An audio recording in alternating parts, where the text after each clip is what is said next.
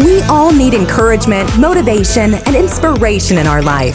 Each week, Patty will interview guests who will motivate and inspire you through their unique personal and professional experiences. I listen, my mom listens, pretty much the whole family. Listen, my whole family loves it, man. It's drastically changed my life. All of your senses will wake up as you listen to this scrumptious podcast that is sure to tickle your eardrums. Are you ready? I'm ready. I'm ready. I'm ready. Wake Up with Patty Catter starts now.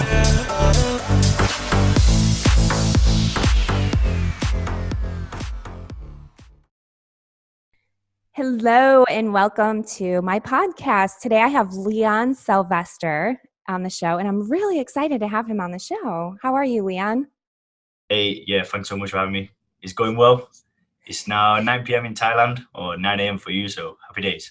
Yeah, I'm really excited to have connected with you. The internet is a cool place, isn't it? Oh yeah, Paddy, we'll just leave it there. All right. So could you tell our listeners a little bit about how you grew up? Like, where are you from? Because obviously I'm from the United States. For those listening, I have a lot of different listeners now in different countries, but I am originally from the United States. I live in Florida now. So Leon, where are you from? And can you give us a little history of yourself? Yeah, I'm from England. I'm from the northwest of England, so I have a nice northern twang. And I come from a village called Kirkham, so it's in between Preston and Blackpool, which are two, I don't know, maybe 30 minutes from Manchester, because people know football. They know Manchester United, Preston North End, so maybe we're talking football teams. But yeah, I live in a little village called Kirkham. Obviously, I don't live there anymore. Now I moved over to Thailand, and I kind of did that. I started like this digital nomad thing in January, and now I kind of seem to have settled in Chiang Mai. I have a nice girlfriend, and yeah, happy days. So can you tell us a little bit about your childhood? I love to ask that just so that people can kind of get a grasp of our listeners, like how they were kind of brought up. Yeah, sure. Basically my mum, I was raised by a single mother, and she had like her whole young adult life was filled with alcohol, and she got sober when I was a baby. She left my father because that was kind of one of those toxic relationships. And my mother raised me. I live a little village in England, really nice upbringing. Like I did well at school, and I had like such a nice childhood. Like I just have good memories. I just remember my mum like she'd do these parties, like Halloween parties for all the children that lived on the street, and yeah, I just remember like really happy times when I was a kid.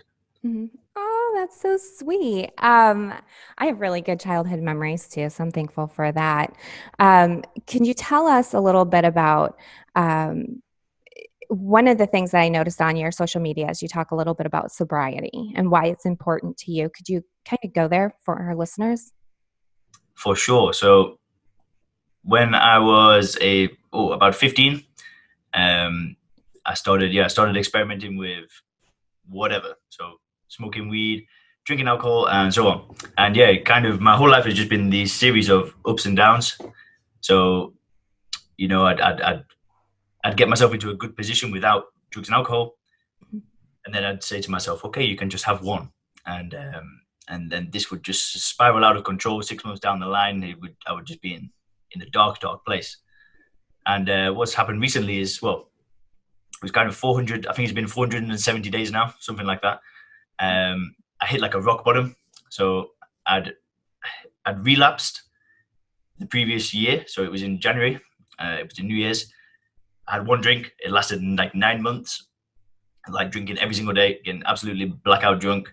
And I had to go and stay at a friend's place because I had no money. Like I'd quit my graduate job. I'd moved back to Oxford, which was where I did my degree. And I had to go and stay at my friend's place because I had no money. He was on holiday. Like, yeah, man, you can just stay in my room when you're not there. And I remember I went out one night and I got so drunk and I did some other things that I won't talk about, but I woke up the next day, like broken. Like I just felt that my life is never going to progress anywhere if I keep doing this cycle of building my life up to something good, starting drinking, and then just destroying everything.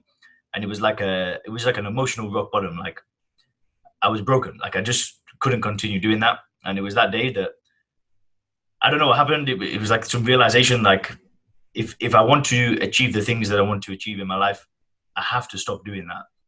And yeah, it was like, this is the longest I've ever been in my adult life without alcohol.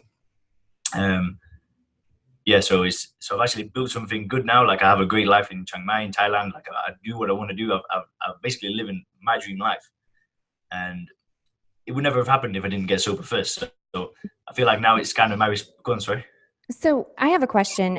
What did you do as far as your degree? What was your degree for that you were going to get? Oh yeah, good question. So one thing that I did find when I was younger, when I was about 19, 20, whilst I was drinking, was I was very skinny, and I started training in the gym. And yeah, I did like a personal training qualification at one point.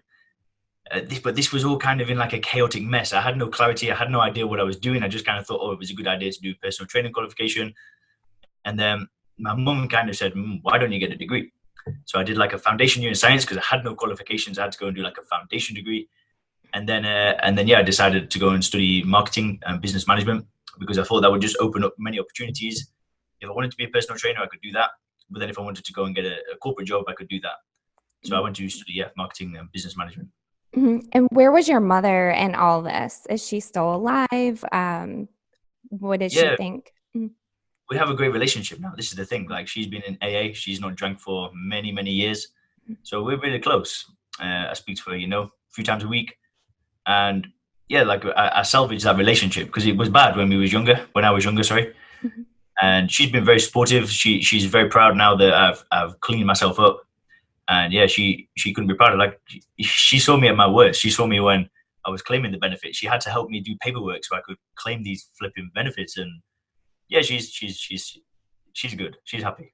Mm-hmm. And what about your friend that you were staying with? How's that relationship? Did that go downhill or? Nah, not at all. Not at all.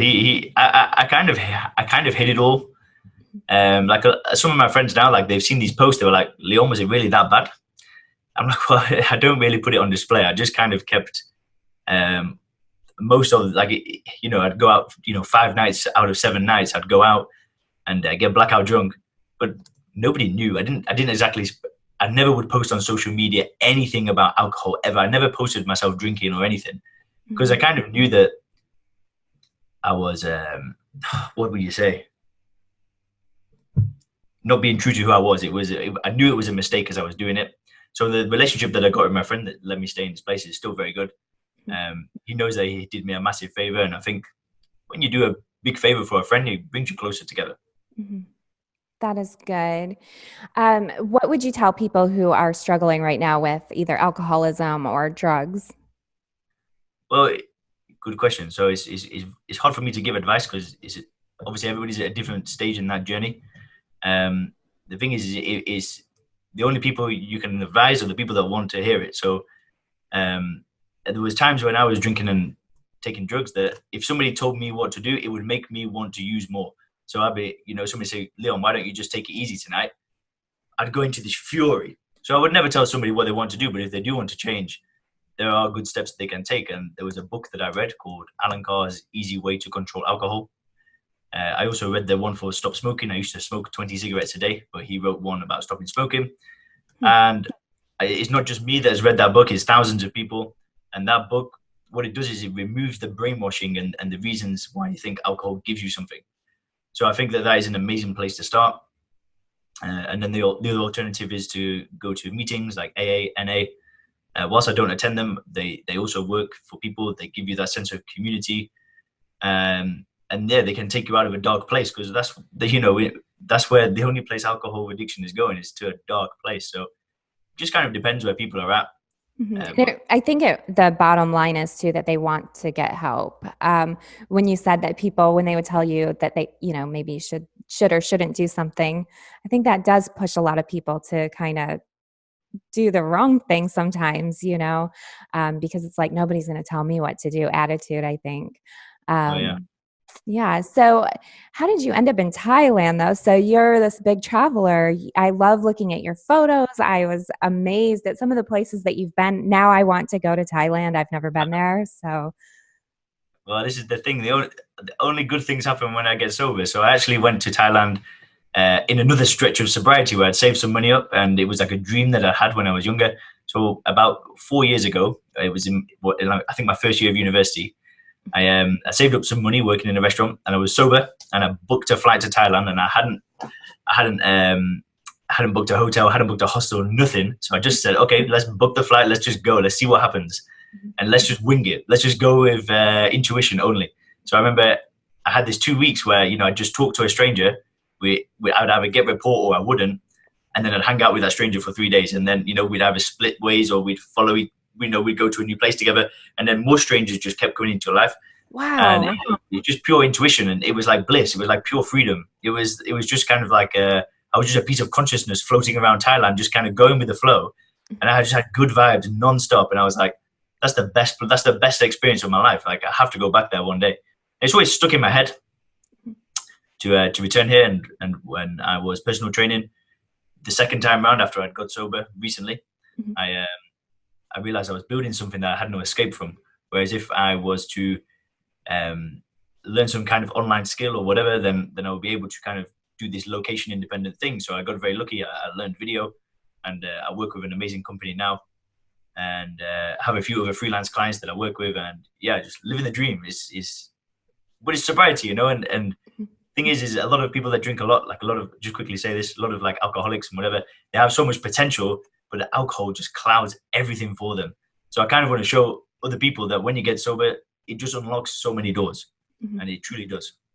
I read something ironically yesterday in the morning. I was reading some news, and there was an interview that another guy had done, and he was an alcoholic in the past. And he said, be careful too how you do look at alcoholics. Don't totally shut them out, because they may be the one later to end up sober and help somebody that you love get through their alcoholism. So I thought that was pretty powerful. Yeah, I think that's deep. Mm-hmm. Yeah. So where can people find you on social media? So I have a YouTube and Instagram, which is Sober Leon. Then I also have a Facebook community, which is amazing. Like, I only started it a couple of weeks ago, but like the people in there, they're just trying to live that good quality sober life. That's called the Sobriety Movement. And then if people really want to message me on Facebook, it's just Leon Sylvester. Mm-hmm. And your YouTube channel is pretty incredible. I was scrolling through it today, and I subscribe. So I encourage everybody to subscribe to Leon's channel. Just your photos alone of Thailand are so amazing. It just makes me want to stalk through all your photos. You can come anytime. I want to now. It's amazing looking. It's just incredible. One of the ladies that I work with, she has been there recently, and she just had nothing but great things to say about Thailand. So do you ever plan on moving back to the UK? I mean, how does that work? No way in hell. No. Like, no disrespect, but the bad weather, the high cost of living, it's just hard to thrive out there. And here is really easy to thrive. Like, great weather, great food, happy people. I don't think I'll be going back to England anytime soon. Do you have any last words for those listening to this podcast as far as encouragement, motivation? I love sharing those types of things with our listeners. That's what they tune in for. I mean, at the end of the day, like, if you are struggling with alcohol, I have literally gone from 0 to an amazing quality life just through getting sober. And I mean, what I would say is get into that Sobriety Movement Facebook group, where there's a community of others that are also building great lives without alcohol. Mm-hmm. I have one last question. What about those who have a friend that's struggling with alcohol? Because maybe not all of the listeners today are going to be, maybe they don't have a problem themselves, but they know somebody. I think everybody these days knows somebody either struggling with alcohol or drugs. What would you tell them? Well, at the end of the day, it's too hard to say. Like, if you were to start giving advice to that person and they weren't ready to hear it, then it's just going to backfire, and it's just not going to end up well.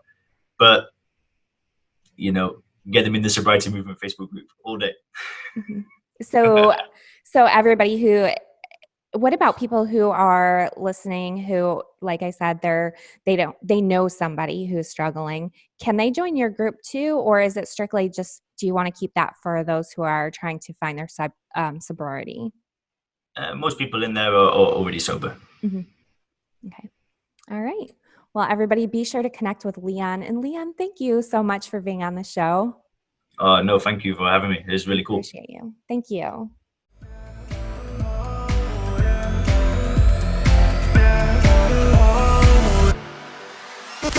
Thank you for listening to Wake Up with Patty Catter. Thank you. Thank you. Thank you, thank you, thank you for all you do. Be sure to visit www.pattycatter.com for the latest podcasts, articles, and swag. Also, be sure to follow Patty on Instagram, Facebook, and Twitter at Patty Catter.